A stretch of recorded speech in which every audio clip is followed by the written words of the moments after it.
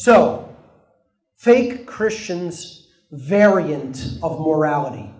True morality versus arbitrary morality. This is the kind of morality that is often practiced in the Christian church, the so-called Christian church. They don't have morals. They have likes, dislikes, preferences, whims, and aesthetic likes. Things that they find pleasing or somehow repugnant. Immoral behavior, by definition, is coercive and violent behavior which causes harm to another being's life, rights, or property. Any action that does not infringe on another's rights or cause harm to a sentient being is a right. Actual wrongdoing is a violation of rights by some form of theft, murder, assault, rape, property theft, trespass, or coercion. Fake Christians will not accept such a standard from what they consider wrong and will attempt to impose their own idea of morality onto a behavior or activity which they find distasteful or aesthetically unpleasant. Again, they're not teaching in their ranks what real right and wrong are. They're saying, oh, that woman's skirt is too short. That's wrong. That's immoral. They're not harming anybody. Oh, the fake Christian doesn't like people who smoke cannabis. They find it unpleasant and distasteful. Well, then don't smoke it. Don't tell me I can't or use it for healing of my body. It's like, that's a right.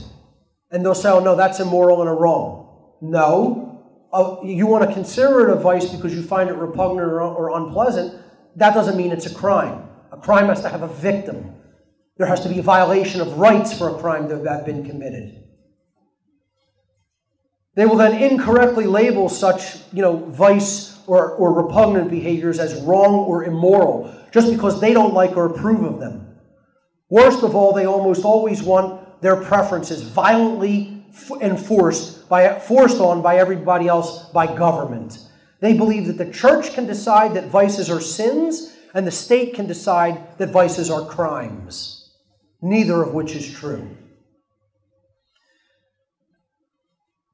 Such arbitrary morality is the freedom-destroying force of moral relativism at work in our world. This is what to eat from the tree of the knowledge of good and evil really meant in the book of Genesis. It meant that you don't attempt to truly learn what right and wrong are inherently, but rather you consider yourself to be the arbiter or the decider of what right and wrong are according to your own liking. That is what to eat of the tree of the knowledge of good and evil meant.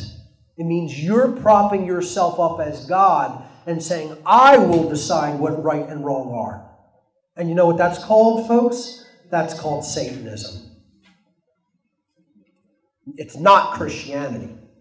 Now, don't tell me that Bush Jr., little boy Bush, the decider, was a Christian. He's a member of the old religion, if there ever was one, and his daddy's one of the big, high-level top priests in that religion.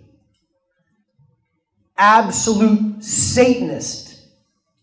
Him and his father and his whole family. The sheriffs of the SS of Germany. High-level Nazism. Come over here to the United States and infect the intelligence agencies here.